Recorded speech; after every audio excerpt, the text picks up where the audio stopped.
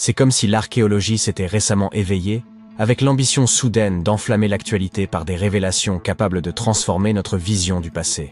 De la découverte de fossiles de dinosaures en Iowa, à la traduction de mauvais présages gravés sur des tablettes babyloniennes, l'histoire révèle plus de secrets qu'elle ne l'a jamais fait. Lorsque le Vésuve entra en éruption en 79 de notre ère, il figea la cité dans le temps. Certaines des découvertes les plus marquantes furent profondément émouvantes, comme cette femme parée d'un bracelet d'or, tenant un enfant dans ses bras, ou ses deux sœurs étreintes par la peur. C'était du moins l'interprétation des scientifiques. En 2024, des analyses ADN de pointe ont remis en cause ces lectures anciennes. La mère de la maison du bracelet en or s'est avérée être un homme arborant un bracelet de 30 carats. Quant à l'enfant, il n'existait aucun lien de parenté entre eux. Et les deux sœurs? L'une était en réalité un homme, l'autre reste une énigme. Certains pensent à un couple, mais la vérité demeure enfouie dans les méandres du temps. En parlant de réécrire l'histoire, une autre découverte bouleversante nous vient de la Babylone antique. Des archéologues ont récemment déchiffré des textes vieux de 4000 ans qui se sont révélés porteurs d'annonces particulièrement funestes.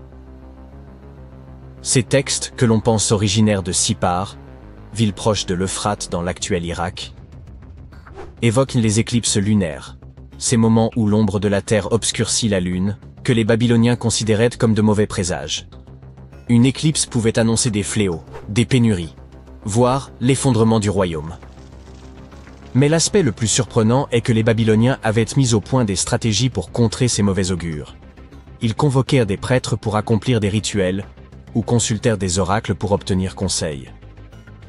Ces anciens astrologues prenaient leur fonction très au sérieux. Il ne s'agissait pas seulement d'observer les astres, mais bien de protéger le royaume. Auguste, premier empereur de Rome, n'était sûrement pas un personnage anodin. Les archéologues avaient déjà mis au jour les vestiges de ces luxueuses villas, lieux de fête et de pouvoir. Mais ils pensent désormais avoir localisé l'endroit où il aurait été inhumé. Aux abords de Naples, une structure ancienne a été découverte sous les fondations d'une villa. On y a trouvé un dispositif similaire à un système de chauffage moderne, sans doute destiné à alimenter des thermes. Des rayons entiers d'amphores suggèrent que l'endroit aurait été reconverti en lieu de culte. Bien que la nature exacte des lieux demeure incertaine, s'il s'agissait de la dernière demeure d'Auguste, l'impact sur notre compréhension de l'histoire serait majeur. Tandis que la Rome antique continue de livrer ses secrets, les fameuses lignes de Nazca au Pérou dévoilent elles aussi des aspects ignorés. Ces géoglyphes monumentaux, façonnés il y a plusieurs millénaires, n'avaient été explorés qu'en partie. Jusqu'à maintenant. Des chercheurs ont entraîné une intelligence artificielle pour analyser 630 km² de terrain. Grâce à cet outil, ils ont identifié plus de 300 nouveaux dessins, incluant des lamas, des silhouettes humaines et des visages étranges. L'algorithme, initialement conçu pour décrypter des manuscrits calcinés du Vésuve, a permis de doubler le nombre de motifs connus. L'histoire ancienne entre ainsi dans l'ère numérique. En Bulgarie, des archéologues ont fait une trouvaille inattendue dans un lieu peu propice à l'émerveillement, un égout. En 2024, les chercheurs ont exhumé une statue en marbre de 2 mètres de haut représentant Hermès, le dieu grec des voyageurs et du commerce, parfaitement conservée sous plusieurs couches de terre.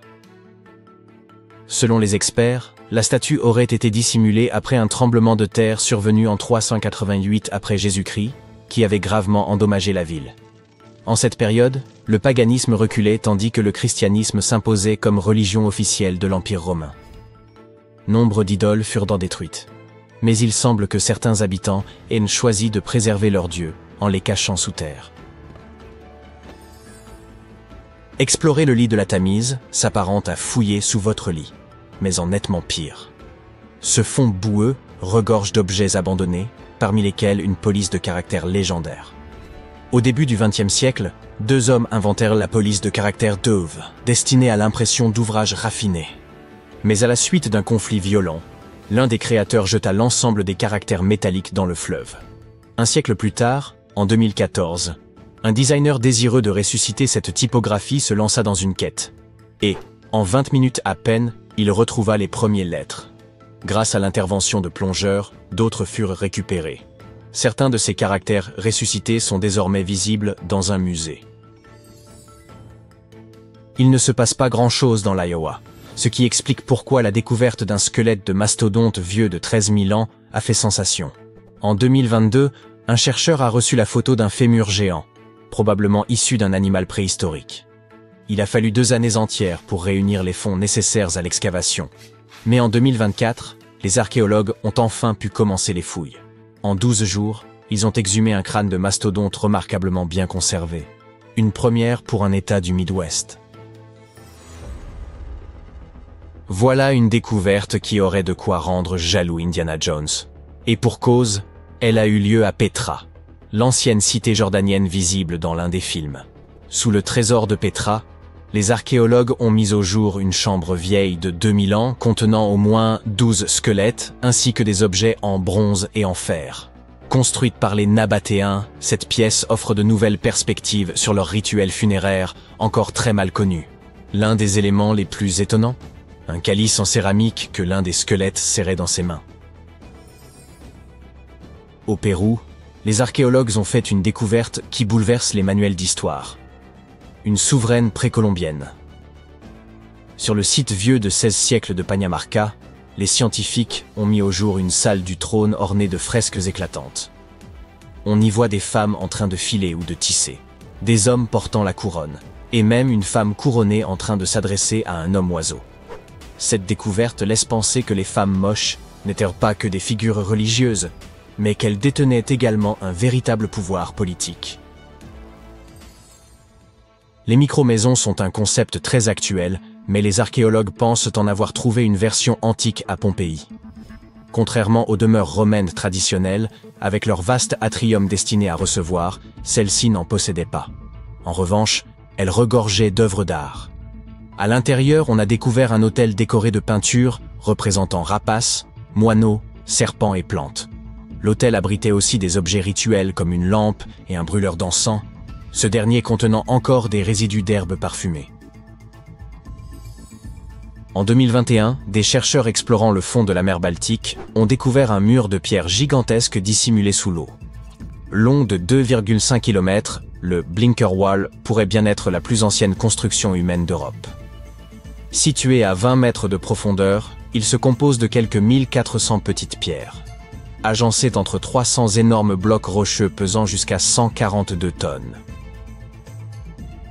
Daté de plus de 10 000 ans, le Blinker Wall est plus ancien que Stonehenge ou les pierres de Karnak. Il aurait été bâti à une époque où la zone n'était pas encore submergée. Les scientifiques pensent qu'il servait à la chasse aux rennes, en guidant les animaux vers un lac où ils pouvaient être capturés. Ah, et puis il y a cette dalle de granit découverte dans la région d'Abydos, en Égypte. On pensait d'abord qu'elle appartenait à 2 dignitaires influents de l'Égypte antique, mais de récentes recherches ont révélé qu'il s'agissait en fait d'un fragment du sarcophage du pharaon Ramsès II, l'un des pharaons égyptiens les plus renommés. Un chercheur a identifié sur cette dalle une gravure précieuse, mentionnant le nom de Ramsès II. Ce grand roi a gouverné l'Égypte il y a plusieurs millénaires, et après sa mort, son tombeau a été pillé, entraînant plusieurs déplacements de sa dépouille et de ses objets funéraires. Cette découverte indique que certains biens de Ramsès sont resservis après le saccage de sa sépulture. Elle illustre aussi le fait que les tombes de l'Égypte antique faisaient souvent l'objet de pillages, les objets précieux qu'elles contenaient étant ensuite remis à profit. Tout récemment, un événement inattendu a eu lieu lors d'une fouille menée à Norton Disney, en Angleterre. Alors qu'un bénévole du club local d'histoire et d'archéologie recherchait des pièces anciennes et des broches, il a mis au jour un étrange dodécaèdre romain. Ce petit objet creux, composé d'un alliage de cuivre et présentant 12 faces pentagonales, était enfoui depuis 1700 ans, mais son état de conservation était étonnant. Plus de 30 spécimens similaires ont été retrouvés au Royaume-Uni, sans que personne ne sache avec certitude à quoi ils servaient. Certains avancent qu'il pourrait s'agir d'outils de mesure ou de calendrier, tandis que d'autres y voient des objets rituels. Le groupe de Norton Disney estime pour sa part que ces dodécaèdres étaient probablement des symboles liés à des cérémonies religieuses, car la plupart ne présentent aucun signe d'usure lié à un usage quotidien. Vous connaissez Stonehenge sans aucun doute. Ces gigantesques blocs de pierre, mystérieusement érigés en cercle sur une plaine anglaise par on ne sait qui. Mais si le Stonehenge d'Angleterre n'était en réalité qu'une imitation d'un monument plus ancien, et si ces bâtisseurs avaient simplement traversé l'Atlantique pour reproduire ce qu'un autre peuple avait déjà accompli ailleurs? En effet, des chercheurs ont mis au jour un autre Stonehenge, immergé sous les eaux du lac Michigan. Ce lac est le foyer de phénomènes étranges et inexpliqués. On y recense de nombreuses disparitions, des crashs aériens, et désormais ceci, un antique monument submergé, qui ressemble étrangement à Stonehenge. Il nous était impossible de rester indifférents, nous devions explorer cette histoire en profondeur. Un cercle de pierre monumentale, agencé d'une manière étrangement familière. 2 anneaux y étaient visibles, un cercle externe, un autre interne, reposant à 12 mètres sous la surface. Mais il ne s'agissait pas d'un simple tas de pierres. Elles avaient été disposées là de manière délibérée, par la main de l'homme. En poussant plus loin, les chercheurs ont réalisé qu'ils contemplaient une structure vieille de plus de 9000 ans. Songez-y un instant. Ce Stonehenge englouti dans le lac Michigan précède les pyramides d'Égypte. Il est même antérieur au Stonehenge britannique, d'environ 4 millénaires. Ces révélations suffisaient déjà à stupéfier les chercheurs de l'Université de Northwestern Michigan. Mais cela, avant même qu'ils ne fassent une découverte encore plus étonnante. L'une des pierres présentait une gravure, un pétroglyphe discret mais net, représentant un mastodonte. Ces créatures, proches cousines de nos éléphants, ont disparu de la surface de la Terre il y a 10 000 ans. Par conséquent, ceux qui ont érigé ce Stonehenge subaquatique vivaient nécessairement à la même époque que ces animaux disparus. Cette découverte a suscité de nombreuses interrogations au sein de la communauté scientifique. Après tout, pourquoi aurait-on entrepris de disposer ces blocs de pierre au fond d'un lac? Pour commencer, les chercheurs estiment qu'à cette époque, le lac Michigan contenait beaucoup moins d'eau qu'aujourd'hui. Ensuite, il se pourrait que ce dispositif soit lié à des pratiques rituelles ancestrales des peuples autochtones. Un professeur de l'Université du Michigan a proposé une hypothèse intrigante. Selon lui, ces pierres auraient constitué une sorte de piège de chasse préhistorique. Il avance que les premiers chasseurs utilisaient cette formation circulaire comme un couloir de guidage, afin de canaliser de grands animaux, tels que les mastodontes évoqués dans les gravures rupestres, vers une enceinte plus restreinte, où ils devenaient plus faciles à abattre. Toutefois, cette théorie ne fait pas l'unanimité. D'autres estiment que ce cercle avait sans doute une signification plus spirituelle et symbolique. Pour les tribus locales, comme les Anishinaabe, les pierres ne sont pas de simples éléments minéraux. Elles sont des entités vivantes, porteuses d'une énergie sacrée, et incarnent un lien profond entre la terre et tous les êtres vivants. Un ancien de cette communauté a même déclaré que ces pierres étaient sacrées, disposées là par leurs ancêtres pour rendre hommage à la terre et aux créatures qu'elle abrite. Les scientifiques s'efforcent d'étudier cette structure rocheuse en profondeur, à environ 12 mètres. C'est là que réside le principal obstacle. Son immersion complique les recherches, d'autant qu'ils ne disposent pas des équipements les plus performants. Les outils classiques de l'archéologie s'avèrent peu adaptés à un environnement subaquatique. Toutefois, des technologies prometteuses, telles que la photogrammétrie stéréoscopique, qui permet de concevoir des modèles tridimensionnels d'un site, offrent aux chercheurs de nouveaux moyens d'analyse. Malgré cela, les investigations demeurent lentes et onéreuses, et nul ne sait quand ce mystère trouvera enfin réponse. Comme évoqué précédemment, le lac Michigan est un véritable foyer de phénomènes inexpliqués. Son lit est parsemé d'épaves, comme celle du Thomas Hume, une solide goélette américaine.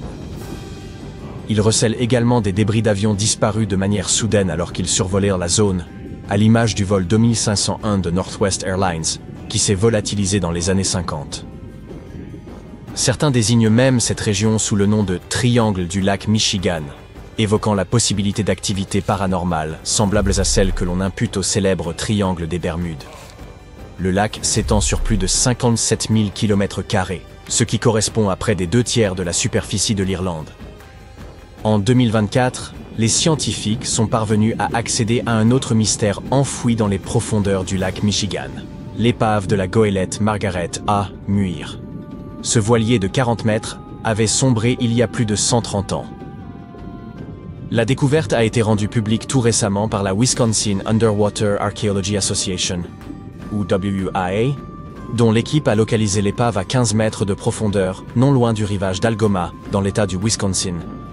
Construite en 1872, le Margaret A. Muir était une goélette à 3 mâts, conçue pour acheminer des cargaisons lourdes à travers les Grands Lacs. Son dernier voyage avait débuté comme une simple traversée de routine. Chargée de sel en vrac, elle avait quitté Bay City, dans le Michigan, à destination de South Chicago, dans l'Illinois. Mais le 30 septembre 1893, le périple a tourné au drame. Alors que le Muir approchait la ville d'Annapé, aujourd'hui connue sous le nom d'Algoma, une violente tempête s'est brusquement levée. Le navire a rapidement commencé à prendre l'eau. Le capitaine a donné l'ordre à son équipage de l'abandonner et, heureusement, tous ont réussi à regagner la rive sains et saufs. Durant plus d'un siècle, l'épave est demeurée intacte au fond du lac, son emplacement demeurant inconnu. Mais grâce à une combinaison de recherches historiques et à l'utilisation de sonars haute résolution, les chercheurs ont fini par localiser l'épave en mai de l'année dernière. Elle est remarquablement préservée, certaines sections du pont et de l'équipement étant encore visibles. Un peu plus à l'ouest, au fond du lac Mendota, près de Madison, dans le Wisconsin, des chercheurs ont mis au jour une autre découverte spectaculaire. Ils y ont trouvé 11 canoës anciens. Selon eux, le plus vieux d'entre eux remonterait à environ 2500 avant notre ère. Si cette découverte ne vous semble pas majeure, c'est sans doute parce que vous l'abordez avec une perspective contemporaine. Aujourd'hui, une autoroute typique du Midwest serait remplie de pick-up. À l'époque, en revanche, seuls des canoës sillonnèrent la région.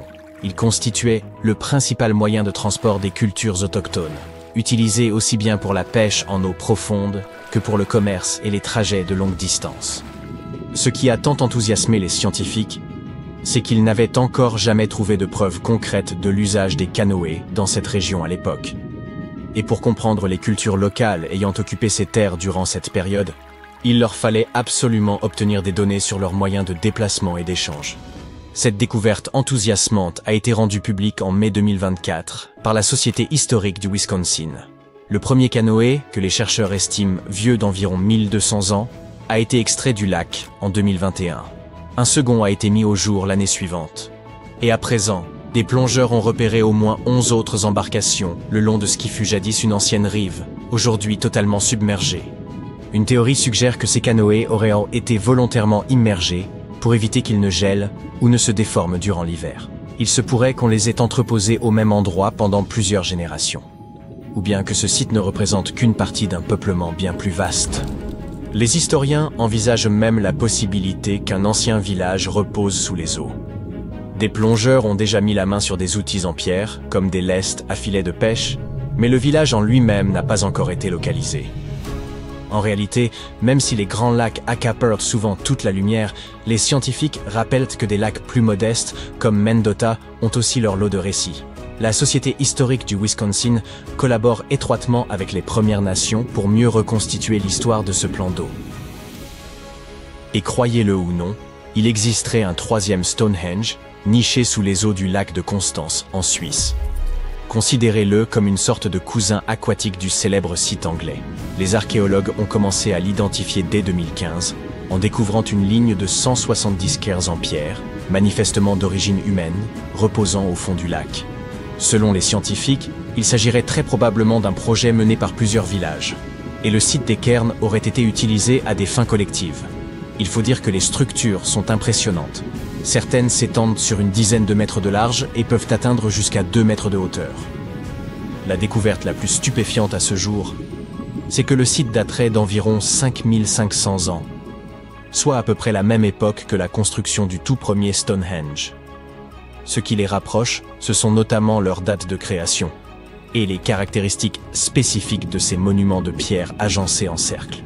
Les scientifiques en savent encore peu sur ce site, mais pour ma part, j'y vois un motif qui semble se répéter un peu partout à travers le globe. Pas vous? Les scientifiques ont récemment découvert des vestiges comparables à l'Atlantide, près de l'Australie. Autrefois, un continent entier se trouvait là, désormais submergé. Voici son histoire. Il y a environ 70 000 ans, pendant la dernière période glaciaire, une vaste masse terrestre appelée Sahul existait dans le sud-ouest de l'océan Pacifique. Cet ancien supercontinent connectait ce que nous connaissons aujourd'hui sous les noms d'Australie, de Nouvelle-Guinée, de Tasmanie et des îles Aru, formant une immense étendue de terre continue. Imaginez des forêts tropicales luxuriantes entourées de majestueuses montagnes. Les plus hautes montagnes de Saül se trouvaient dans les hautes terres de Nouvelle-Guinée et atteignaient des sommets de plus de 3900 mètres. Ce lieu exceptionnel abritait une diversité d'animaux uniques, principalement des marsupiaux. Mais il n'y avait pas que des koalas et des kangourous. Saül hébergeait divers types de brouteurs, fouisseurs, charognards et prédateurs. On y trouvait le gigantesque diprotodon, le redoutable chasseur qu'était le thylacoleo, et le terrifiant Mégalania, une créature bien plus grande que la plupart des lézards vivants aujourd'hui. Ce territoire était tout à fait singulier, car, tandis que le reste du monde était peuplé d'animaux placentaires comme les loups, les éléphants et les humains, Saül ne comptait parmi ses mammifères classiques que des chauves-souris et des rongeurs. Toutefois, ces différentes régions présentaient des écosystèmes variés. Les régions de Timor, d'Arafura et de Carpentaria étaient hautes et couvertes de savanes et de forêts sèches, rappelant un peu l'Australie moderne avec ses déserts arides, ses broussailles, ses steppes et ses forêts tempérées le long de la côte est. À cette époque, les humains migraient à travers le globe. Ils ont entrepris un voyage extraordinaire depuis l'Asie du Sud-Est jusqu'à Saül, et y sont parvenus pour la première fois il y a 60 à 45 000 ans. Ils voyageaient principalement à pied et traversèrent la mer à l'aide de radeaux en bambou et de bateaux rudimentaires. Ils provenaient de l'ancien plateau continental de Sunda, qui englobait des parties de l'Asie du Sud-Est. En traversant une série d'îles connues sous le nom de Wallacea, ils se sont finalement répandus à travers le Saül. Et ce n'était pas un petit périple. Le Saül était immense, s'étendant sur environ 10,6 millions de kilomètres carrés, soit une superficie plus grande que celle des États-Unis ou du Canada. Il s'étirait de l'équateur jusqu'à la partie sud de la Nouvelle-Zélande. Ainsi, en arrivant dans ce qui est aujourd'hui l'Australie, ces voyageurs devinrent les premiers habitants de cette terre. Les scientifiques estiment que le Saül comptait alors environ 500 000 habitants. Nous avons aussi découvert des peintures rupestres datant d'environ 40 000 ans, qui représentaient des scènes de chasse au buffle nain ou à Noah, face à des figures humaines et animales. Les chercheurs s'efforcent de comprendre comment ces premiers colons se déplaçaient à travers le Saül et où trouver des traces archéologiques de leur voyage. Pour ce faire, ils ont créé un modèle informatique de l'évolution du paysage. Cette simulation a montré les transformations du Saül entre 75 et 35 000 ans, révélant des routes migratoires potentielles et des sites archéologiques. Les hommes se déplaçaient probablement le long des côtes et des rivières. Mais comment le Saül a-t-il été submergé, à l'image de la mythique Atlantide? Durant la dernière période glaciaire, une grande partie de l'eau terrestre était emprisonnée dans d'immenses calottes glaciaires, faisant ainsi baisser le niveau de la mer. Par la suite, avec l'augmentation des températures mondiales, ces calottes ont fondu et le niveau de la mer a monté d'autant, submergeant les ponts terrestres qui reliaient les différentes parties du Saül. Il y a environ 8000 ans, la Nouvelle-Guinée s'est séparée de l'Australie continentale. Puis, il y a environ 6000 ans, ce fut au tour de la Tasmanie. Mais grâce aux nouvelles technologies, nous pouvons encore explorer les parties submergées du Saül. Les plongeurs explorent et collectent des échantillons directement depuis le fond de l'océan, et les drones sous-marins peuvent atteindre des zones trop profondes ou dangereuses pour les humains. Grâce à la cartographie par sonar, les scientifiques utilisent les ondes sonores pour dresser des cartes du fond marin, un peu comme utiliser un écho permettant de voir sous l'eau. Les ondes rebondissent sur le fond marin et reviennent à l'envoyeur, aidant ainsi à composer une image des environs. Dans les profondeurs sous-marines, les archéologues ont trouvé des outils en pierre et d'autres artefacts. Ils ont également découvert des fossiles d'animaux tels que le diprotodon et le thylacoleo.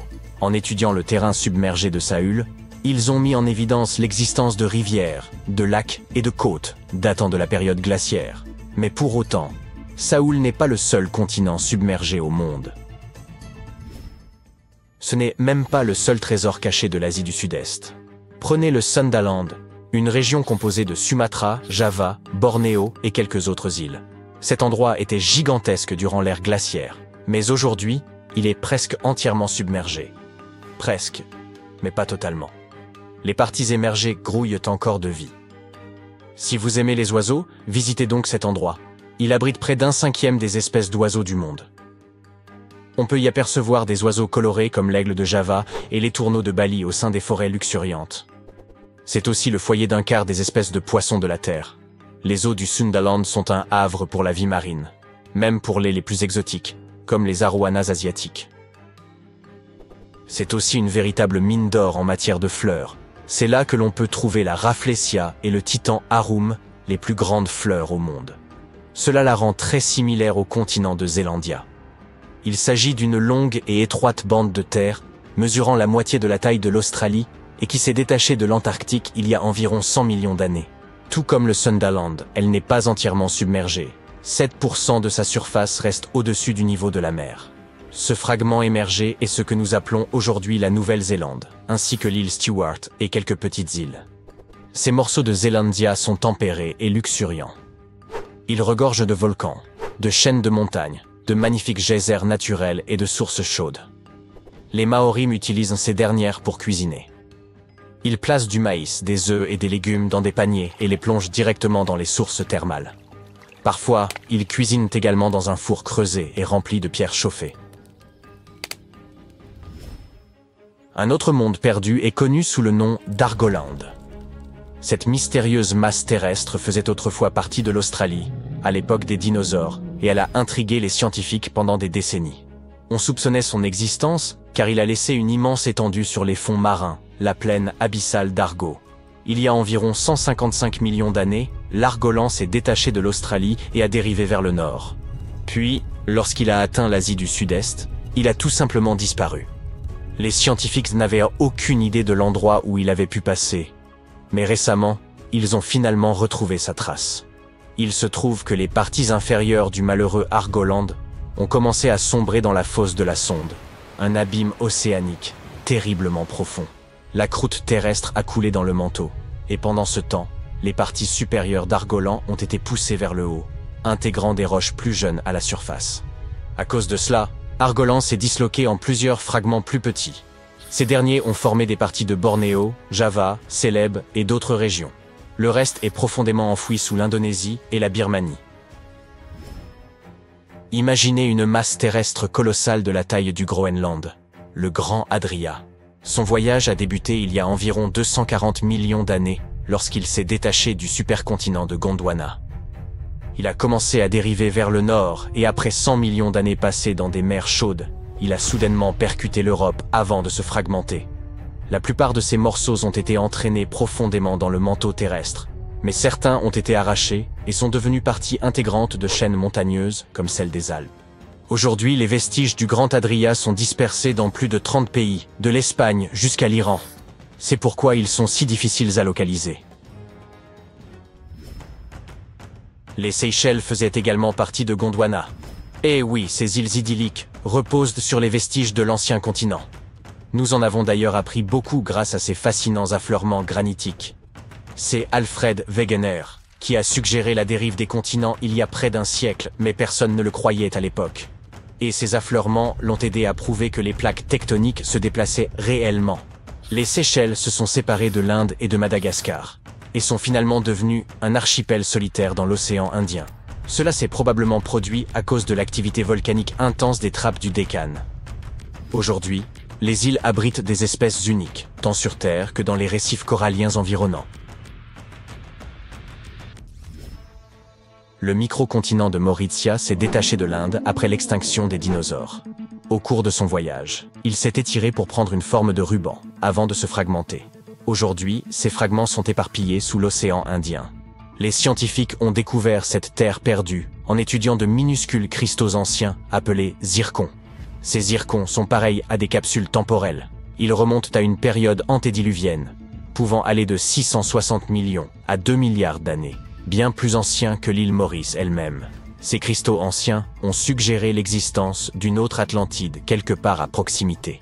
Il semble qu'il y ait des continents engloutis un peu partout dans le monde. Et peut-être en découvrirons-nous encore beaucoup d'autres à l'avenir. Un archéologue portugais vient de mettre au jour plusieurs épaves chargées d'or, parmi lesquelles figure un galion espagnol transportant 22 tonnes d'or et d'argent. À lui seul, cet imposant trésor est aujourd'hui estimé à environ 2 milliards de dollars. L'archéologue Alexandre Monteiro a fait cette découverte presque par hasard. Alors qu'il consultait des archives, il est tombé sur des informations évoquant un navire disparu en 1615. Intrigué, il a décidé de partir à sa recherche. Après de longues années de travail, Alexandre n'a pas seulement retrouvé ce navire précis, Il a en réalité recensé 8620 épaves, rien que dans les eaux portugaises. Parmi elles, 250 transportèrent de l'or. Une découverte qui ferait pâlir d'envie Jack Sparrow en personne. Si la plupart de ces navires ont sombré pour des raisons triviales, comme des tempêtes, certains ont péri lors de batailles, parfois spectaculaires. Ils acheminaient vers l'Europe des cargaisons d'or et d'autres richesses en provenance du Nouveau Monde, attisant toutes les convoitises. Depuis 3 décennies, Alexandre Monteiro étudie les épaves historiques et a ainsi identifié plusieurs naufrages survenus dans des circonstances remarquables. En 1816, par exemple, un navire appartenant à l'un des hommes les plus riches du Portugal a sombré au large de l'Australie avec pas moins de 6 000 pièces d'argent. Il s'agit du premier navire portugais à avoir fait naufrage dans ces eaux lointaines. Malheureusement, ces vestiges engloutis, riches en trésors et en récits fascinants, sont loin d'être facilement accessibles. Ils reposent à des profondeurs abyssales et sont ensevelis sous le sable. Tenter de se les accaparer relèverait du pillage patrimonial, et nul ne voudrait porter une telle responsabilité, n'est-ce pas? Il va de soi que le Portugal n'était pas le seul pays à sillonner les mers à cette époque.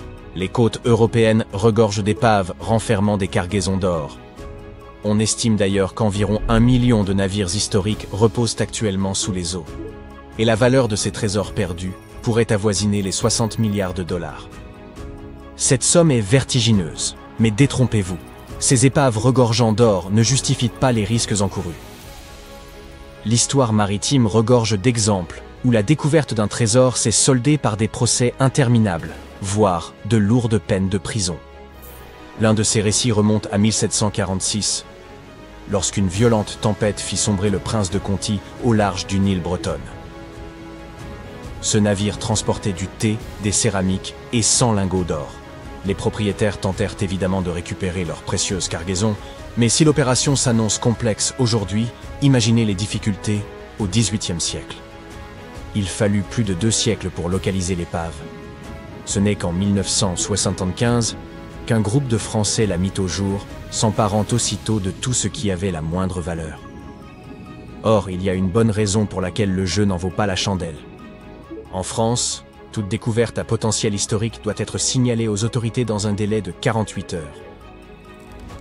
Ne pas respecter cette obligation revient purement et simplement à commettre un crime. Certes, les découvreurs déclarèrent bien leur trouvaille, mais seuls les canons rouillés du navire. Quant aux lingots d'or, ils les écoulèrent sur le marché et évidemment chaque barre valant entre 1 000, 2 000, 5 000 et 2 000, 3 000 euros. Il fallut près d'un demi-siècle aux autorités françaises pour remettre la main sur une partie de l'or dérobé sans parvenir à le récupérer dans son intégralité. Une fraction du trésor fut acquise par un couple âgé vivant en Floride, ce qui leur valut des poursuites pour blanchiment d'argent, crime organisé et trafic de biens culturels. D'autres lingots se retrouvèrent, quant à eux, dans la collection du British Museum. Revenons à présent aux années 1850, époque où le vapeur SS Central America effectuait la liaison entre le Panama et la Californie. Ce fut l'apogée de la ruée vers l'or, une période où 3000 personnes affluèrent en Californie, dans l'espoir d'y faire fortune. Le trajet étant loin d'être une sinécure, les voyageurs n'avaient d'autre choix que de transporter leur or à bord de grands navires. C'est ainsi que le SS Central America entra en scène. En 1857, il embarquait 578 passagers, ainsi qu'une cargaison d'environ 10 tonnes d'or. Très peu survécurent au naufrage, et entre 100 et 150 millions de dollars en or sombrèrent avec lui. C'est précisément cette fortune engloutie qui poussa, en 1988, un groupe d'investisseurs de Columbus à financer des recherches pour localiser l'épave. L'opération fut dirigée par un certain Tommy Thompson, un homme obsédé par l'idée de retrouver ce trésor perdu. Il lui fallut des années pour déterminer l'emplacement exact du SS Central America, d'autant plus que le navire gisait à 2300 mètres de profondeur dans l'Atlantique, rendant toute récupération extrêmement complexe et nécessitant des technologies de pointe. Ce projet fut financé par 117 investisseurs, qui, bien entendu, ne le faisaient pas par pure philanthropie. Ils avaient injecté 12,5 millions de dollars dans cette entreprise, avec l'espoir d'en tirer au moins 10 fois plus. Mais comme tout ne se passe pas toujours comme prévu, dès que l'or fut remonté à la surface, l'équipe de recherche fut attaquée en justice par 39 compagnies d'assurance. À l'époque, où le SS Central America naviguait encore, ces compagnies avaient couvert la cargaison, et malgré le siècle écoulé, elles exigèrent d'être indemnisées lorsque le trésor fut récupéré. Elles avancèrent qu'il ne leur appartenait pas de récupérer la cargaison, ce qui ne signifiait pas pour autant qu'elles avaient fait une croix dessus. Cet argument ne pesa guère, et 92% de l'or fut finalement attribué à l'équipe de recherche. Mais l'histoire prit une tournure plus rocambolesque, lorsque Tommy Thompson escroqua ses investisseurs avant de disparaître avec 4,16 millions de dollars et 500 pièces d'or, dont il refusa obstinément de révéler la cachette. Cette affaire illustre parfaitement pourquoi la plupart des pays ont instauré des lois visant à protéger les biens culturels. Car oui, les épaves peuvent être considérées comme telles. Cela dit, toutes les découvertes maritimes ne relèvent pas de l'infraction.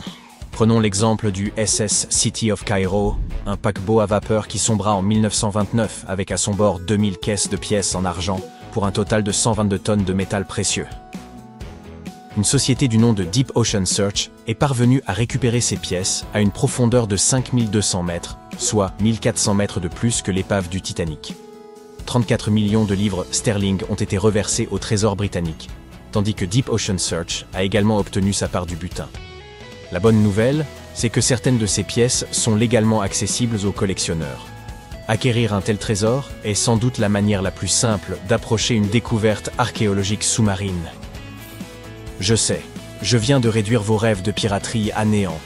Mais même si piller des épaves remplies d'or constitue un crime dans la plupart des pays, ou simplement une entreprise hors de portée financière pour le commun des mortels, il reste encore un espoir. On estime qu'environ 707 000 milliards de dollars en or reposent au fond des mers, sans propriétaire attitré. C'est une véritable mine d'or sous-marine. Sauf que l'or se trouve dissous dans l'eau. Vous savez à quel point l'eau de mer est salée ? Eh bien, c'est parce qu'elle est chargée de minéraux, dont l'or. Hélas, cela signifie que vous tomberez jamais sur une pépite en vous promenant sur la plage. Chaque litre d'eau de mer contient environ 13 milliardièmes de grammes d'or, une quantité infinitésimale, rendant son extraction complexe. Mais cela n'a pas empêché certains d'essayer, et bien sûr, une arnaque a vu le jour. Dans les années 1890, un homme prétendit avoir mis au point un dispositif capable d'extraire l'or de l'eau de mer. Une fois les fonds levés, il s'éclipsa discrètement avec la caisse. Si vous êtes vraiment déterminé à trouver de l'or, pourquoi ne pas aller chercher directement dans le noyau terrestre, qui contiendrait environ 1,6 milliard de tonnes d'or, soit 16 fois plus que tout ce que l'humanité a extrait depuis ses débuts? Aucun risque de supercherie ici, puisque personne n'a encore eu l'audace de tenter l'expédition. Avec toutes ces épaves remplies d'or que les archéologues exhument aux quatre coins du globe, qui sait? Peut-être pourrons-nous un jour faire nos propres découvertes? Ou économiser suffisamment pour nous offrir quelques piécettes en argent? Des chercheurs ont mis au jour une cité entière, celle de Guyengola, restée enfouie sous l'épaisse canopée mexicaine durant 6 siècles. S'étendant sur 360 hectares, elle regroupait plus de 1100 édifices, 4 km de remparts, un réseau interne de voies de circulation, ainsi qu'un aménagement urbain réfléchi, comportant temples, terrains de jeux de balles et des quartiers distincts réservés aux élites ou aux classes populaires.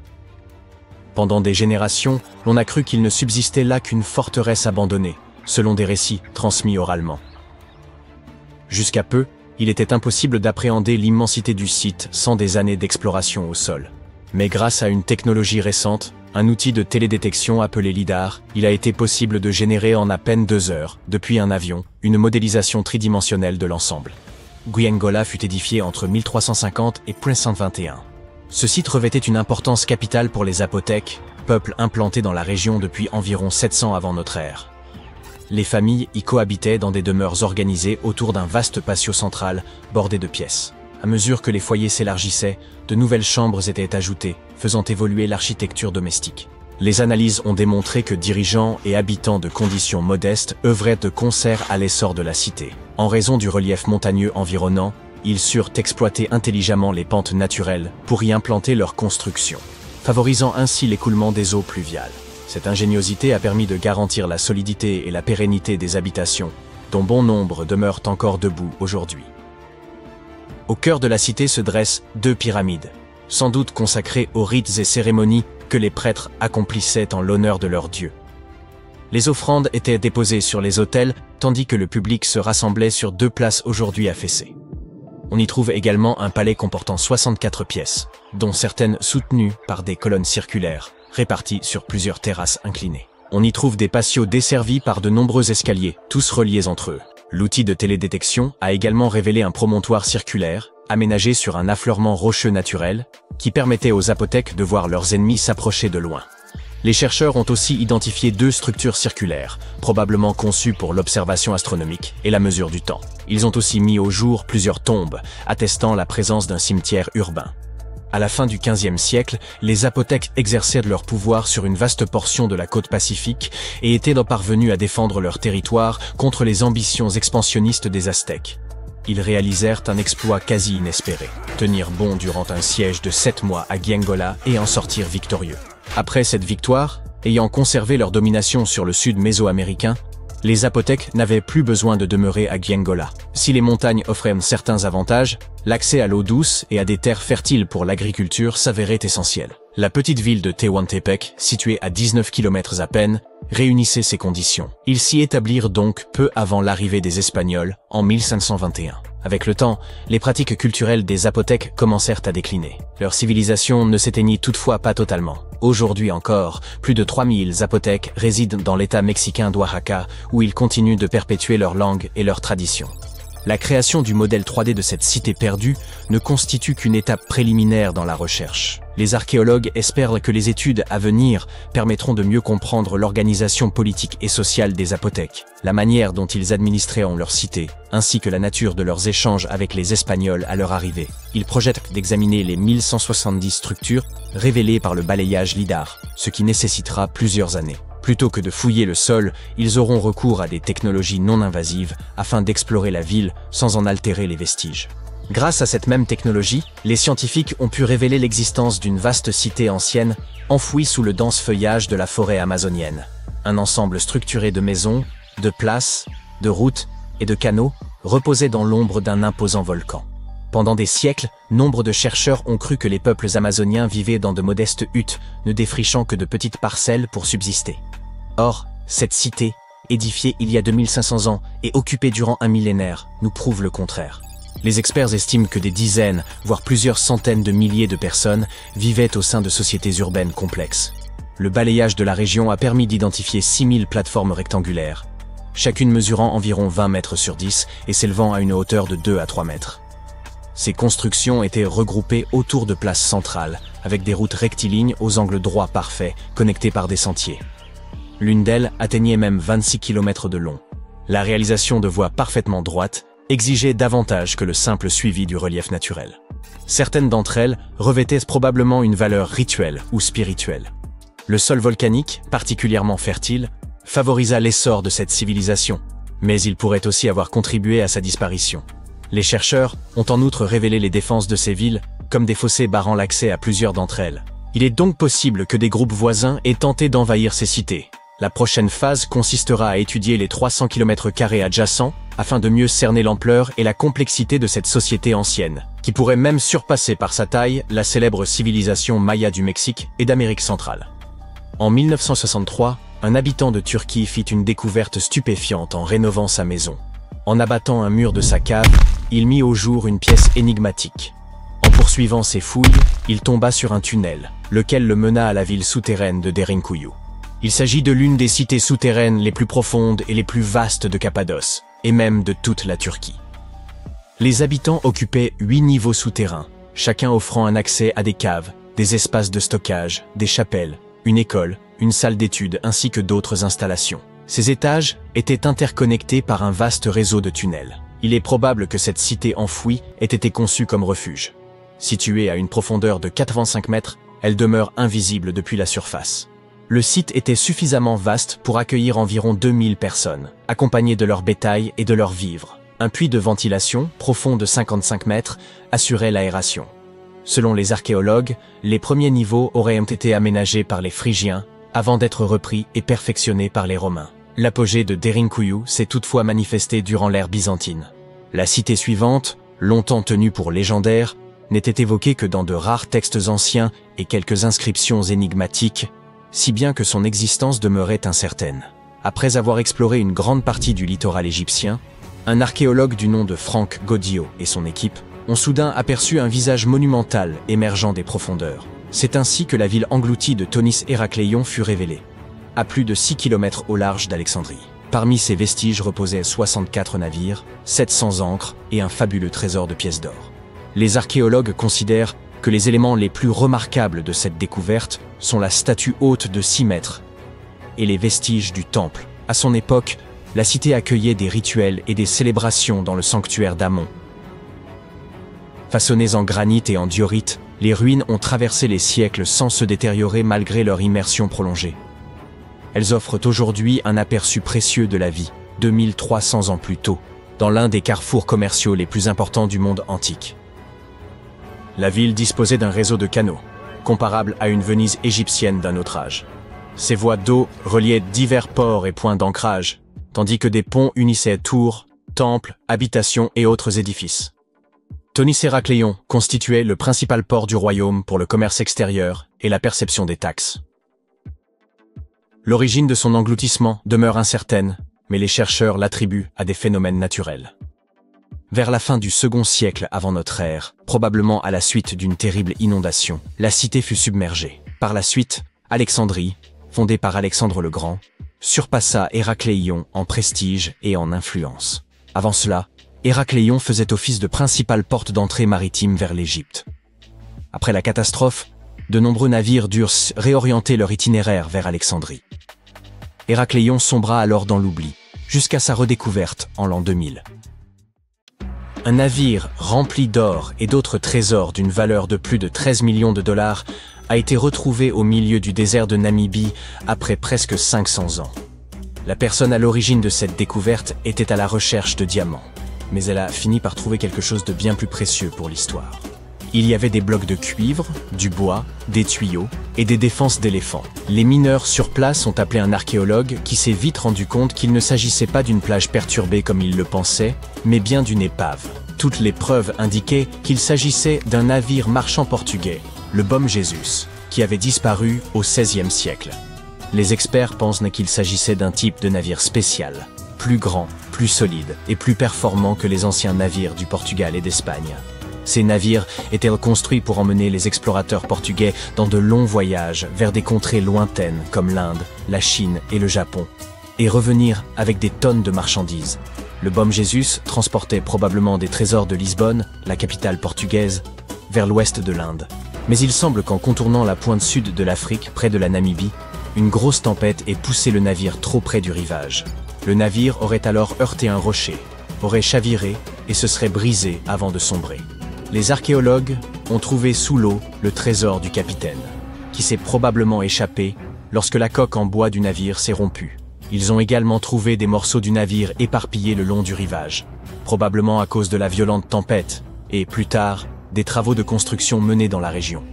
La tempête a dû être très violente, mais comme ils n'ont pas trouvé beaucoup d'os, ils pensent que la plupart des membres de l'équipage ont survécu ou ont été perdus en mer.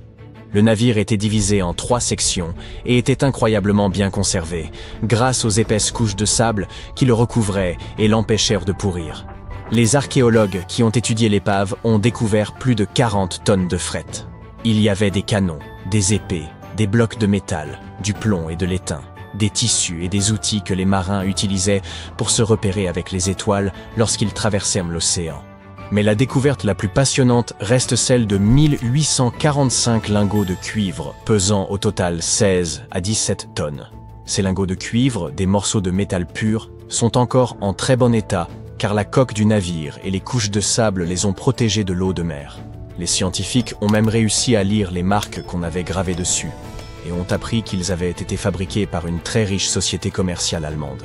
Il y avait également plus de 2000 pièces d'or et d'argent provenant de différents pays et 105 énormes défenses d'éléphants pesant environ 2 tonnes.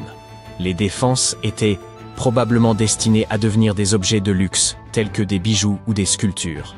Les archéologues ont prélevé des échantillons d'ADN sur les défenses et ont découvert qu'elles provenaient d'éléphants des forêts et des savanes d'Afrique de l'Ouest. Les chercheurs ont eu de la chance, car le navire se trouvait dans une zone d'extraction de diamants à accès restreint. Aucun pilleur n'avait pu mettre la main sur les trésors avant eux. Le Bom Jesus reste l'épave la plus ancienne et la plus précieuse jamais découverte au large de la côte ouest de l'Afrique subsaharienne. Une autre épave récemment découverte par hasard était enfouie sous une dune de sable de 3 mètres de haut près de la mer Caspienne. Certains l'appellent le plus grand lac du monde. Et son niveau d'eau monte et descend au fil du temps en raison des changements climatiques. Ces changements peuvent déplacer le sable et mettre au jour, le long de la côte, des objets tels que cette épave et d'autres trésors. C'est en raison de la lente disparition de la dune que le navire a commencé à apparaître. Avant de la déterrer, les scientifiques craignaient que les vagues n'endommagent que l'épave. Pour la protéger, ils ont érigé un mur avec plusieurs milliers de sacs de sable, formant une digue. Lorsque le navire a enfin été désenfoui, ils ont découvert qu'il s'agissait d'un vaisseau marchand à 3 mâts de 28 mètres de long, avec une double coque solide. Des échantillons de bois ont permis de déterminer que le navire avait été construit entre le XVIIIe et le XIXe siècle à partir d'arbres tels que le pin sylvestre, l'épicéa et le mélèze provenant de la région de la Volga ou du Caucase. Ils ont même trouvé du sarrasin et des plantes de la même région, qui étaient probablement échangées ou utilisées pour nourrir les marins. Cela prouve que le navire faisait partie d'un groupe de navires marchands qui naviguaient autrefois sur la mer Caspienne. Un jour, un pêcheur amateur qui avait plongé à 6 mètres sous la mer au large des côtes de la Turquie a remarqué d'énormes restes métalliques. Il avait une caméra sous-marine, il a donc filmé sa découverte et l'a apportée à des scientifiques. Ils ont immédiatement ouvert une enquête et ont appris qu'il devait s'agir d'une épave des premières décennies du XXe siècle. Il s'agirait d'un navire de l'Empire ottoman qui avait pour mission de livrer des marchandises, mais qui avait disparu sans laisser de traces. Les scientifiques ont obtenu la permission d'étudier cette épave de la mer Noire en détail afin d'en apprendre davantage sur ses mystères. Ils espèrent trouver ses papiers d'identité, ce qui leur permettra d'obtenir quelques réponses, car le navire lui-même est en très mauvais état et difficile à manipuler. Des robots sous-marins appartenant à une compagnie pétrolière et gazière ont repéré des centaines d'anciennes amphores intactes sur le fond marin de la Méditerranée orientale. Les experts pensent que ces amphores ont 3300 ans. Il s'agirait donc de la plus ancienne épave de navire découverte en haute mer. Les amphores étaient probablement utilisées pour stocker de l'huile ou d'autres produits agricoles, tels que des fruits. Cela prouve que les personnes qui les avaient fabriquées s'occupaient également de commerce maritime et possédèrent des compétences incroyables en matière de navigation. Cela nous indique aussi que les marins de l'Antiquité étaient capables de traverser la Méditerranée sans avoir à se repérer d'après les côtes. Tout ce qu'ils pouvaient voir, c'était l'horizon, et ils devaient donc utiliser le soleil et les étoiles pour s'orienter. Au large des côtes siciliennes, sous 6 mètres de sable et de roches, des archéologues ont découvert une épave si ancienne qu'ils ne sont même pas sûrs des matériaux utilisés pour la construire. Ils pensent que le navire date du VIe ou VIe siècle avant notre ère, ce qui signifie qu'il aurait plus de 2500 ans. Ce navire ancien n'était pas seul. Les chercheurs ont également trouvé 2 ancres en fer en forme de T inversées datant du 7e siècle de notre ère environ, ainsi que 4 ancres en pierre datant de la préhistoire à proximité. L'une des ancres en pierre était cassée, et il se peut qu'elle ait été fixée au fond marin à l'aide de morceaux de bois. Ils ont découvert que le navire lui-même avait été construit selon la technique de la coque. Les planches de bois du navire étaient ainsi étroitement assemblées qu'elles pouvaient à elles seules soutenir le navire, avec des poutres supplémentaires ajoutées juste pour le rendre plus robuste. Malheureusement, la coque en bois du navire est aujourd'hui très fragile, car de minuscules créatures marines l'ont endommagée au fil des siècles. Les scientifiques sont très prudents lorsqu'ils l'étudient, et veillent à ce qu'elle ne se désagrège pas. Cette découverte est très importante, car le navire a été construit à une époque où la Sicile était un endroit très stratégique pour le commerce régional. À cette époque, les Grecs et les Puniques tentaient de prendre le contrôle des mers, bien avant que Rome ne devienne la puissance dominante de la Méditerranée. En étudiant ce navire, les scientifiques espèrent en apprendre davantage sur la façon dont les gens voyageaient et faisaient du commerce à cette époque lointaine. Une autre épave, cette fois au large des côtes du Kenya, pourrait provenir du dernier voyage de Vasco de Gama. Cet explorateur portugais fut le premier Européen à atteindre l'Inde par la mer en contournant le cap de Bonne-Espérance. Des pêcheurs locaux ont découvert l'épave en question en 2013. Lorsqu'un archéologue sous-marin est venu l'examiner, il a trouvé quelques trésors, des défenses d'éléphants et de précieux lingots de cuivre. Si cette découverte a vraiment un rapport avec Vasco de Gama, elle doit dater du XVIe siècle. 1524 fut l'année de son troisième et dernier voyage en Inde. De Gama dirigeait une immense flotte de 20 navires, dont l'un était le Saint Jorge. La majeure partie du vaisseau est cachée sous des couches de corail, et toute une équipe de scientifiques creuse soigneusement des tranchées pour retrouver des parties de la charpente et de la coque du navire. Les êtres humains investissent beaucoup de temps et d'argent dans l'exploration de l'inconnu. D'abord l'espace, puis les fonds marins. Mais il nous reste une autre frontière à conquérir. Les scientifiques l'appellent la frontière profonde. Je veux parler de l'endroit le plus profond que nous ayons atteint en chemin vers le noyau terrestre. Dans les années 60, nous avons tenté de creuser le trou le plus profond jamais réalisé sur Terre. Cela nous a menés loin dans le cercle arctique. Ce qui porte aujourd'hui le nom de forage profond de Kola est également le point artificiel le plus bas de la planète, à 12 262 mètres de profondeur. Il a fallu 20 ans pour creuser aussi profondément dans la croûte terrestre, et les chercheurs estiment que nous n'avons atteint qu'environ un tiers de la distance qui nous sépare du manteau. Voici comment se présente notre planète. Si la Terre était comme un oignon, la croûte terrestre est comme la peau épaisse de cet oignon. Cette partie ne fait que 40 km d'épaisseur. Au-delà se trouve le manteau, profond de 2900 km. Et après ça, en plein centre de la Terre, nous avons le noyau, qui est composé de deux couches, une couche interne et une couche externe. Savez-vous où se trouve la croûte la plus fine de la planète? Au fond de l'océan. Lorsque les scientifiques américains ont compris cela, ils ont commencé à forer des trous dans le plancher océanique. C'est ainsi qu'est né le projet Mohole. Il a débuté en 1961, mais la technologie dont nous disposions à l'époque pour forer de profonds trous dans l'océan était très rudimentaire. Il a fallu improviser. Ils ont installé un système de propulseurs sur les côtés de leur navire de forage afin de le stabiliser au-dessus du trou. Le principal défi consistait à forer le plus verticalement possible. Sinon, ce trou profond aurait ressemblé à un labyrinthe. Le projet du forage profond de Kola et le projet Mohole ont tous deux été officiellement abandonnés dans les années qui ont suivi. Cependant, l'être humain a construit des ouvrages souterrains relativement profonds. En 1963, un homme turc qui faisait des rénovations dans son sous-sol a découvert un tunnel. L'entrée de ce tunnel menait à d'autres passages qui formaient tout un réseau de salles et de chambres. Il ne le savait pas, mais il venait de découvrir Derinkuyu. Cette ville disparue mesurait près de 18 étages ou 61 mètres de profondeur. Elle était suffisamment grande pour accueillir 20 000 personnes et se trouvait tout simplement sous la Cappadoce, en Turquie.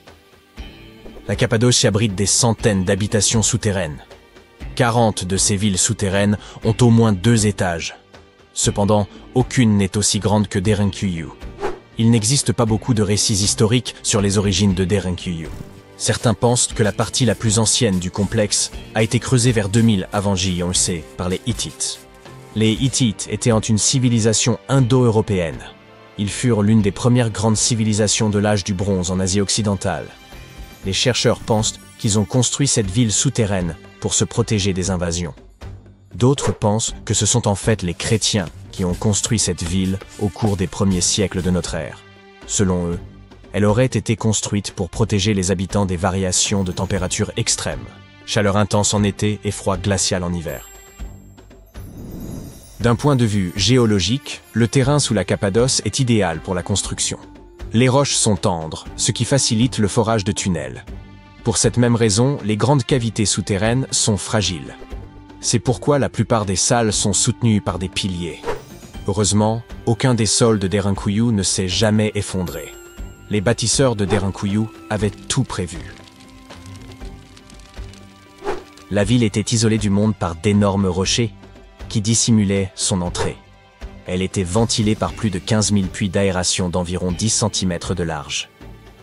Cela garantissait une ventilation suffisante dans les niveaux supérieurs, qui finirent par être utilisés comme pièces à vivre et chambres à coucher. Les niveaux inférieurs de cet impressionnant labyrinthe servaient principalement à l'entreposage. Mais à vrai dire, rien ne manquait. Une salle pour un pressoir à vin, pour les animaux domestiques, de petits édifices religieux. Ils n'ont certainement pas ménagé leurs efforts pour rendre cette ville souterraine aussi complète qu'une ville construite à la surface. En parlant d'ouvrages souterrains impressionnants, la Suisse possède le plus long tunnel du monde. Il se trouve dans le massif du Saint-Gothard. Ce tunnel d'une taille impressionnante a été construit à plus de 2440 mètres sous la surface. Voici à quoi ressemble le tunnel du Saint-Gothard. L'idée de sa construction fut avancée dès 1947. Mais les travaux ne commencèrent officiellement qu'en 1999. Il a fallu des années pour approuver le projet, puis trouver l'emplacement idéal. Malgré cela, les 73 types de roches différents qui composent le massif ont fait de cette construction un véritable défi. Certaines roches étaient aussi dures que du granit, d'autres aussi tendres que du grès. Il a donc fallu adopter différentes approches et utiliser différents équipements pour que l'ensemble ne s'effondre pas. Au total, environ 28 millions de tonnes de roches ont dû être excavées pour permettre l'aménagement du tunnel. Un chantier à une telle profondeur souterraine a posé de nombreux défis. Plus les ouvriers s'enfoncèrent dans la montagne, plus la température augmentait. En l'absence de ventilation naturelle, la température pouvait grimper jusqu'à 46 degrés Celsius, rendant les conditions de travail très difficiles. Le tunnel s'étend sur 56 km d'un bout à l'autre. Pendant la construction, il a fallu utiliser 4 énormes tunneliers, également appelés taupes, pour percer le massif. Chacune de ces taupes mesurait environ 426 mètres de long. Mais c'était l'une des meilleures solutions, car ces machines limitent les perturbations du sol environnant et permettent d'obtenir des parois lisses. Saviez-vous que le sous-sol le plus profond du monde se trouve sous l'Opéra de Sydney, en Australie? Le bâtiment s'enfonce autant sous terre qu'il s'élève au-dessus du sol. Mais ce sous-sol ne sert pas uniquement de fondation à l'opéra. Il s'agit en fait d'un parking. Ce parking unique s'enfonce à 36 mètres sous terre, soit 12 étages de profondeur, alors que les parkings ne comptent généralement que 4 ou 5 étages. Mais ce n'est pas tout ce qui le rend unique. En effet, s'ils avaient décidé de construire un parking rectangulaire classique, ils auraient perdu une multitude de places de stationnement. Comme ils souhaitaient optimiser l'espace disponible, ils ont dû imaginer une structure exceptionnelle. Tout d'abord, ils ont creusé une caverne artificielle pour rendre ce rêve possible. Ensuite, ils ont dû concevoir un plan. C'est ainsi qu'est née l'idée d'un sous-sol en forme de beignet, ou ce que les ingénieurs appellent une double hélice. Cette conception a surpris la communauté des ingénieurs par son approche innovante. Cependant, cela a fonctionné. Aujourd'hui, il y a de la place pour plus d'1 millier de voitures, ce qui semble tout à fait approprié pour un opéra. Étonnons-nous encore une fois. Il faut jusqu'à 1 heure pour atteindre certaines structures souterraines. Prenons l'exemple de la mine d'or de Mponeng, en Afrique du Sud, située à environ 4 km sous la surface. Vous vous dites, sans doute, il ne s'agit que de 4 petits kilomètres, pourquoi faut-il 1 heure pour y arriver? Mais les conditions y sont extrêmement difficiles. Pourtant, Milan Ludena, un coureur équatorien, a réussi à courir un semi-marathon dans ces conditions, malgré une température de 40 degrés Celsius, un taux d'humidité de 80% et une pression atmosphérique de 1,4. C'est la pression que l'on ressent à 5 mètres sous la mer. Incroyable. Faisons ensemble une expérience de pensée, voulez-vous? Imaginez que vous êtes en train d'escalader l'Himalaya et que vous vous êtes perdu. Il semble que vous soyez dans une vallée isolée. Vous avez épuisé toutes vos réserves de nourriture et d'eau, et vous ne savez plus quelle direction prendre. Vous êtes tellement à bout de force que vous ne savez même plus si vous serez capable de rentrer chez vous. Soudain, au loin, vous apercevez un homme à l'air sage qui marche vers vous. Mais vous ne pouvez vous empêcher de fermer les yeux, vaincu par la fatigue. Vous ouvrez les yeux et découvrez un endroit totalement inconnu. Le sage est assis juste à côté de vous. Il vous dit « Bonjour, voyageurs, et bienvenue au pays des immortels ». On dirait le début d'un film d'Indiana Jones, n'est-ce pas? Mais que diriez-vous si je vous disais qu'un tel endroit existe, tout au moins selon certaines légendes, croyances et textes anciens? Les textes tibétains mentionnent un lieu appelé Gyan-Genj, également connu sous le nom de Shambhala ou Shangri-La selon les cultures. Cette ville légendaire est le foyer d'êtres immortels et une terre d'éveil spirituel. Prenez l'un de ces noms, Shambhala, par exemple. Cela signifie « source du bonheur » en sanskrit. On s'attendrait donc à ce que ce royaume céleste soit entouré de toutes sortes de merveilles, avec des jardins, et d'imposantes et majestueuses constructions. Les croyances et les mythes anciens affirment que lorsque vous entrez dans Gyeonggange, vous pensez immédiatement à la structure d'une fleur de lotus à 8 pétales. L'endroit est entouré de montagnes enneigées. Il possède de magnifiques cascades qui se jettent dans un lac pur et divin dont l'eau a des pouvoirs thérapeutiques extrêmement puissants. Ce lieu est illuminé en permanence par une lumière blanche comme du lait, et qui ne provient ni du soleil ni de la lune. On y trouve également des plantes phosphorescentes qui peuvent émettre la lumière souhaitée sur commande vocale. Une centaine d'autres fleurs ravissantes poussent toute l'année dans ces jardins, en plus d'innombrables arbres qui produisent des fruits délicieux. Mais un arbre en particulier se distingue. C'est l'arbre de l'immortalité ou l'arbre de vie.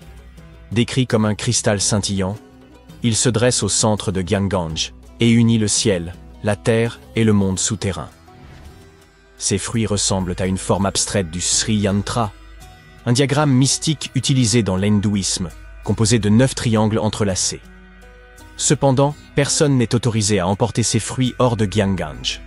Pour le faire, il faut en recevoir la permission expresse des habitants de la ville. Cela nous amène à nous demander qui vit dans cette ville magique et mystique.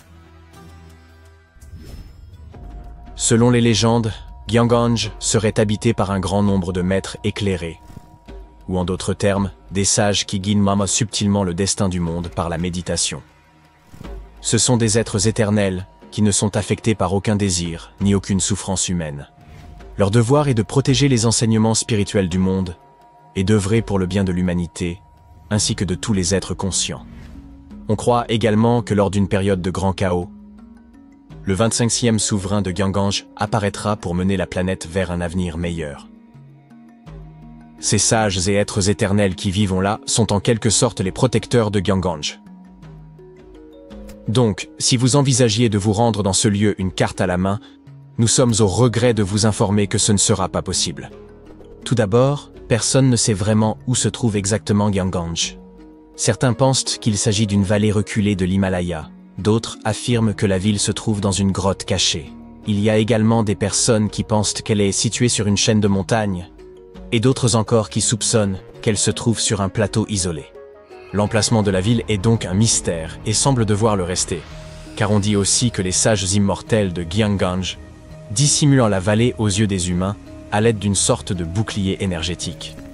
Google Maps ne vous sera donc d'aucune aide. C'est pourquoi certains, dont le Dalai Lama, suggèrent même qu'elle existe dans une autre dimension. Mais on trouve dans certains textes anciens quelques instructions sur la manière d'accéder à Gyeonggange. Cependant, ces indications seraient incompréhensibles. Pour moi, beaucoup de choses le sont. Mais imaginons un instant que vous ayez déchiffré les instructions et que les êtres immortels soient prêts à vous accueillir. Hélas, vous ne pourriez peut-être toujours pas entrer dans cette ville cosmique, et voici pourquoi. On croit que seuls les maîtres éclairés ou les sages qui ont un certain lien karmique avec elle peuvent y accéder. Alors, que font les êtres éternels d'un endroit aussi magique? N'oubliez pas qu'ils ont tout le temps du monde. Les textes anciens indiquent que Gyeonggange possède un centre et 16 zones destinées à l'étude de 16 sciences différentes. Il s'agit notamment des sciences solaires, des sciences planétaires universelles, des sciences liées au temps, de la science de l'air, de la science liée au soleil et à la lune, de la science liée à l'espace, de la science liée aux forces gravitationnelles, etc. Ce qu'elles ont toutes en commun, c'est que pour pouvoir les étudier, il faut d'abord avoir une très bonne compréhension de l'énergie. Le niveau des cours est extrêmement avancé, et ces enseignements sont encore inconnus, même à l'époque moderne. Chaque système scientifique comporte différents départements, et tous ces départements ont leurs propres enseignants. Comme le temps ne fonctionne pas comme nous le comprenons ici, et que l'immortalité est possible, la plupart de ces enseignants ont des centaines, voire des milliers d'années. Ils peuvent rester dans leur corps spirituel, qui apparaît comme une masse de lumière brillante tandis que leur corps physique reste séparé. Quelle école, n'est-ce pas? En comparaison, Poudlard semble bien ennuyeux. Et est-ce qu'il est possible d'y obtenir un diplôme? Bien sûr, toutes ces histoires et ces mystères autour de Gyeonggange ont attiré de nombreux curieux du monde entier. d'innombrables tentatives ont été faites par des alpinistes et des randonneurs, dont le président Franklin Roosevelt lui-même, pour trouver cette terre d'immortalité et d'éveil spirituel. Cependant, comme vous pouvez l'imaginer, elles n'ont abouti à rien. Néanmoins, quelques personnes, notamment de célèbres chefs spirituels, des sages et des aventuriers, ont affirmé l'avoir visité. L'un d'entre eux était Sri Gopinath Kaviraj, un érudit célèbre, qui aurait été le premier à trouver cet endroit dans l'histoire moderne. Après sa visite présumée à Gyanganj, il a écrit un livre et a rendu cet endroit populaire dans la culture moderne. Après avoir lu son livre, de nombreux autres érudits étrangers se sont précipités au Tibet pour en savoir plus. Une autre personne ayant prétendu s'y être rendue est un alpiniste qui s'était perdu dans l'Himalaya. Selon son récit, après s'être égaré, il avait consommé par erreur des champignons vénéneux. Complètement désorienté, il était tombé sur une montagne avec un précipice plongé dans la brume. Et il avait chuté dans le vide. Après s'être relevé, il s'était rendu compte qu'il était entouré de personnes vêtues d'habits étranges qui soignaient ses blessures. Une fois complètement guéri, il l'avait escorté hors de la ville. Il y a également le chef spirituel Guru Saikaka. Il a déclaré avoir visité Gyanganj à plusieurs reprises. Selon son récit, il s'y rendait pour recevoir un enseignement spirituel ainsi que l'immortalité. Il a affirmé qu'un sage l'escortait dans la ville à chacune de ses visites. Dans ses récits, il indique également que le royaume existait dans une dimension supérieure. Un autre visiteur présumé de Gyanganj fut L.P. Farrell, un officier anglais, qui affirma avoir découvert ce lieu mystique en 1942. Même si toutes ces histoires et descriptions de Gyanganj nous permettent de nous en faire une image vivante, il peut être difficile pour beaucoup d'entre nous de garder l'esprit ouvert quant à son existence. Cependant, il faut admettre que l'idée d'un tel endroit, où l'immortalité est possible et où des êtres véritablement moraux œuvrent pour protéger l'humanité, est réconfortante, fascinante et bouleversante. En juillet 1990, 4 amis tchèques décidèrent de partir à l'aventure pour trouver le ver intestin mongol, la créature qui a peut-être inspiré le monstre que vous avez vu dans le film Dune. On dit qu'il vit quelque part au fin fond du désert de Gobi. Ils prirent donc l'avion pour la Mongolie, montèrent dans un véhicule tout-terrain et engagèrent des guides locaux pour les aider. Tout cela pour rencontrer cette créature hypothétique qui mesure près de 2 mètres de long, qui crache un acide capable de faire fondre n'importe quoi, et qui peut même projeter des décharges électriques sur ses ennemis. La légende dit que ces aimables bestioles passent la plupart de leur journée cachées sous les dunes de sable, mais qu'elles aiment sortir pendant les mois plus humides de juin et de juillet. Le moment était donc parfaitement choisi, mais nos amis devaient encore trouver un moyen d'attirer la créature hors de sa cachette. Malheureusement pour eux, personne ne savait ce que ce ver géant aimait manger. Ils construisirent donc une machine spéciale qui émet des bruits de martèlement rythmés. Ils espéraient que cela ferait sortir le gros ver de son trou. Ils passèrent 2 mois fouiller le vaste désert, traversant dunes et plaines rocheuses à la recherche du moindre signe de l'effrayante créature. Hélas, cela ne fonctionna pas.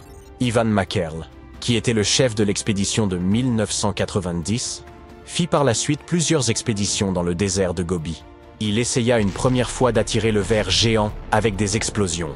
Et la seconde fois, il utilisa un petit avion pour explorer les dunes. Au fil des ans, des groupes américains, britanniques et néo-zélandais organisèrent de grandes expéditions dans la région pour tenter de trouver la créature. De nombreuses autres personnes vinrent du monde entier par leurs propres moyens, mais personne ne trouva quoi que ce soit. En Occident, on entendit pour la première fois parler du ver intestin mongol grâce à un paléontologue américain, Roy Chapman Andrews. Cet homme courageux servit probablement de modèle au personnage d'Indiana Jones. En 1926, il parle de cette créature dans son livre.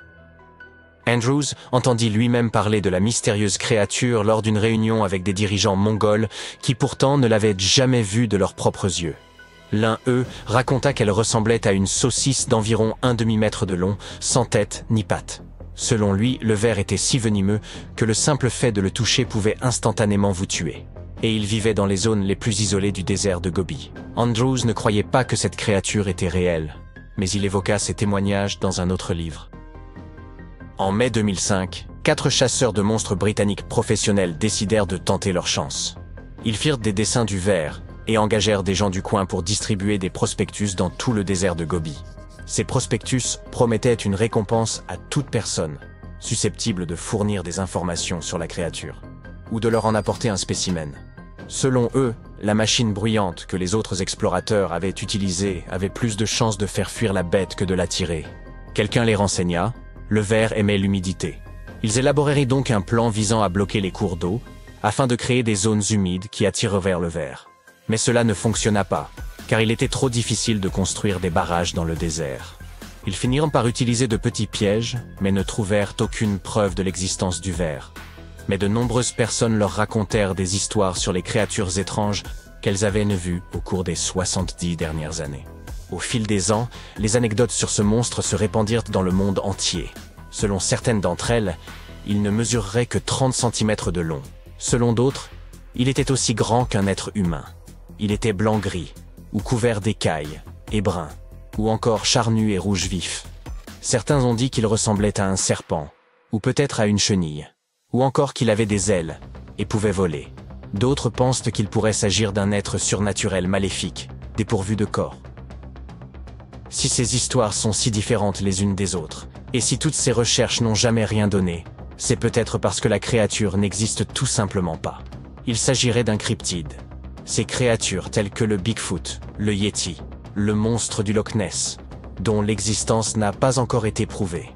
En 1983, un scientifique qui visitait la région a appris qu'un vieil homme avait réussi à attraper le mystérieux ver. Il a également appris qu'il y avait un nid à proximité. Le scientifique s'est courageusement approché du trou dans le sable et a mis sa main à l'intérieur. Une créature géante l'a entraîné et on ne l'a plus jamais revu. Je plaisante, il a en fait trouvé un boa des sables de Mongolie. Il s'agit d'un serpent trapu, fouisseur, non venimeux, aux petits yeux et aux écailles gris-brun. Il l'a montré aux habitants de la région pour savoir s'il s'agissait bien du monstre de la légende. Et il semblerait que tous aient répondu par l'affirmative. La plupart des Mongols qui connaissent l'existence du ver croient fermement en sa réalité. Si les gens du pays disent donc communément que ce monstre est un ver, c'est par une sorte de raccourci. Dans de nombreuses cultures mongoles, ce mot a été utilisé pendant des siècles pour désigner tout animal jugé dangereux, en particulier les serpents, même ceux qui ne sont pas venimeux. Après tout, il ne s'agit pas forcément d'un ver au sens propre. Les vers sont mous, mais une créature vivant dans le rude désert de Gobi devrait avoir une peau assez résistante, plus proche de celle d'un serpent ou d'une sorte de lézard sans pattes. Aucune de ces créatures ne peut projeter de l'électricité ni cracher de l'acide, comme on le dit du ver intestin. Mais certains serpents, comme les cobras, peuvent cracher un venin très dangereux pour l'homme. Si elle était réelle, notre créature aurait une colonne vertébrale et les explorateurs auraient probablement découvert des ossements ou d'autres traces du même genre. Or, on trouve effectivement des fossiles dans tout le désert de Gobi. Les scientifiques y ont trouvé des représentants de plus de 80 groupes de dinosaures au cours des 100 dernières années. C'est là, par exemple, que les premiers nids d'œufs de dinosaures ont été découverts. Et cela a complètement changé ce que les scientifiques croyaient savoir sur ces grands animaux du passé. C'était la première preuve qu'ils pondaient des œufs. Au cours des 2 années suivantes, la même équipe de chercheurs exhuma plus d'une centaine de fossiles de dinosaures qui furent transportés au Musée américain d'histoire naturelle, où vous pouvez encore les voir aujourd'hui. Certains d'entre eux nageaient dans la mer du Crétacé qu'on trouvait là il y a environ 71 millions d'années. Ils ressemblaient à nos oiseaux modernes. Le mystère du ver intestin n'est toujours pas résolu. Mais il y a une autre énigme que les scientifiques ont réussi à élucider. Au XIIIe siècle, un célèbre voyageur du nom de Marco Polo traversa le désert de Gobi. Il crut entendre des bruits mystérieux, des sons produits par des instruments de musique tels que des tambours. Il en parle dans son livre. Selon lui, il s'agissait des voix d'esprits tourmentés.